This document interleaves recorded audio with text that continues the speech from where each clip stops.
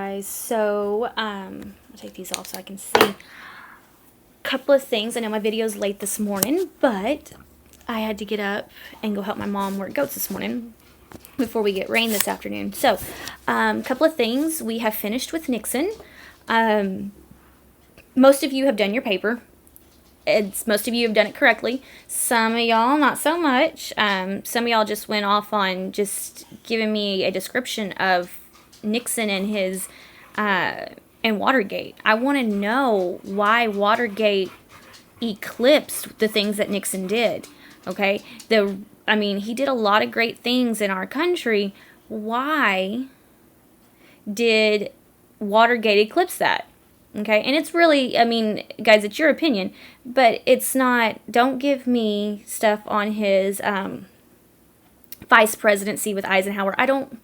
Well, that's important. That's not what I'm looking for. I want to know how Watergate, and that's how we remember that man. Why is Watergate the reason we remember that man? Why don't we remember him because of the guy that created the EPA? Why don't we remember him as the guy that ended the war in Vietnam? Why is he remembered? When you hear Nixon, you think of Watergate. Okay, so I want to know why. Why did Watergate eclipse all the good things that he did? Okay.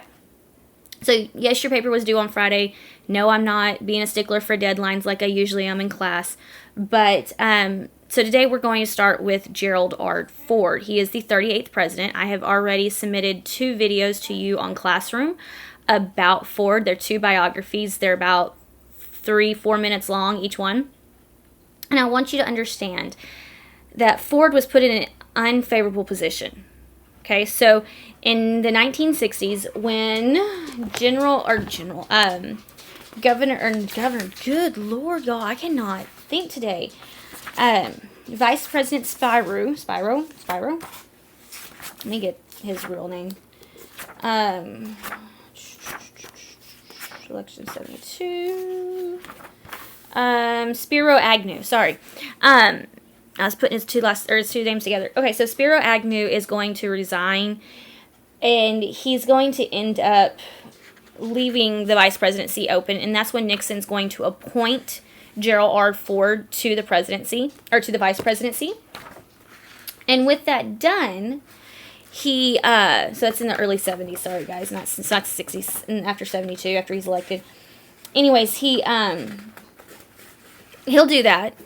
And then, as you'll listen in the videos, it goes on and on about how Ford just kind of makes his way up into the rankings.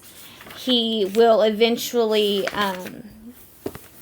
become president after Nixon steps down or resigns. And then he is appointed to the office of president, which he then...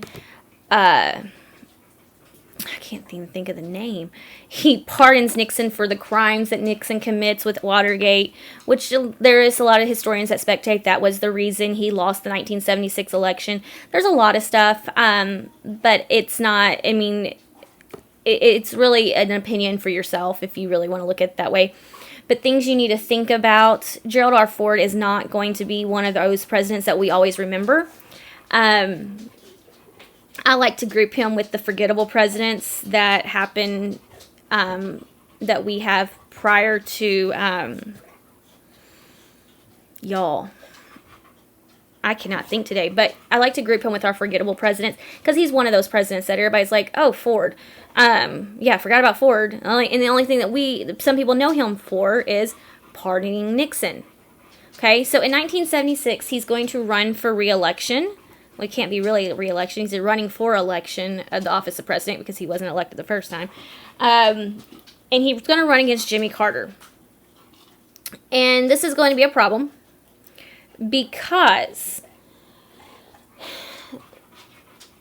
when he pardons Nixon, it becomes a really big backlash. Okay? There's a huge public backlash. Remember that generation gap we were talking about during Vietnam?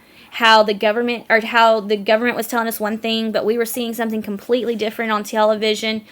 This is just going to widen that gap, okay? That gap is just going to continue to get wider and wider because the American people don't really trust our government. if you broke into the Watergate Hotel or you hid tapes, you would have been in jail, right? You would have gone to jail for it.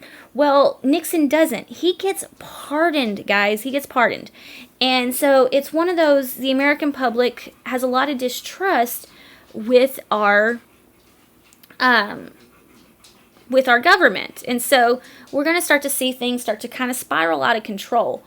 Of course, former California Governor Reagan's going to run against Ford for the Republican nomination. Ford will get the Republican nomination because he is technically the incumbent. But Jimmy Carter will actually win the 1976 election, which we'll pick up with Carter in the next day or so. Things I kind of want you to know. Just understand that Ford, like I said, was a forgettable type of president. He did a lot of things. He tried to get us back on track, and some reasoning that some have that he pardoned Nixon was to put the whole Nixon and Watergate thing behind us, but some of it only infuriated a few Americans. I want y'all to think about that. Think about it long and hard. If the president if somebody that you knew did something very illegal, and then all of a sudden he resigns from the office of presidency, or he resigns, and then now he's pardoned from those crimes. He's not going to face trial or face anything for those crimes. How does that look? Would that work with American civilians? With civilians today, would that work? And your answer is probably going to be 9 times out of 10, no. The American people were kind of upset. We're very upset that that's something that happened. And so we start to see a lot of issues with this. And so Jimmy Carter's going to be a breath of fresh air that comes in. And so, like I said, we'll start with Carter in the next day or so, but I just kind of want y'all to, I'll give you a couple of days to watch your videos and to watch this video over Gerald R. Ford and kind of understand this little gap between Nixon and Carter. And while there's not a lot of things that happen in between this gap, sorry, my mom's dog, my dad's dog's in the kitchen, and he's loud. This gap in between Nixon and Carter are very, very, it's this transition time.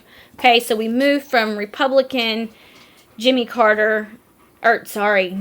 Republican Richard Nixon, Republican Gerald R. Ford, into Democrat Jimmy Carter. And so we'll move into Jimmy Carter stuff, and then we'll discuss Carter at the end of the week. Right now, as it stands, we are projected to go back to school on Monday next week. I am so excited to see y'all, but I will let you know if anything changes. But when we get back, we're going to do a brief because I know not everybody was able to get to these, but we're just going to kind of get those 4 days. We're just going to quick and fast go through, review where we left off before spring break, which is the civil rights movement, go into Nixon, Ford, and Carter, and then we'll probably continue on with Carter week after next. So, depending on how things work and how that's our game plan for going in, especially for next week. Other than that, just kind of think about it. I want you to comment on this video that you can do on Classroom, and I want you to tell me, do you think Ford was a forgettable president? Or do you think he was an actual president that was able to bridge the gap that we saw between the corruption of Nixon's administration and where we're going? Was he able to actually smooth things over? So do your research, look some stuff up. Just answer me that, just in a few sentences, what you think, how do you think Ford, what his accomplishments for the country were.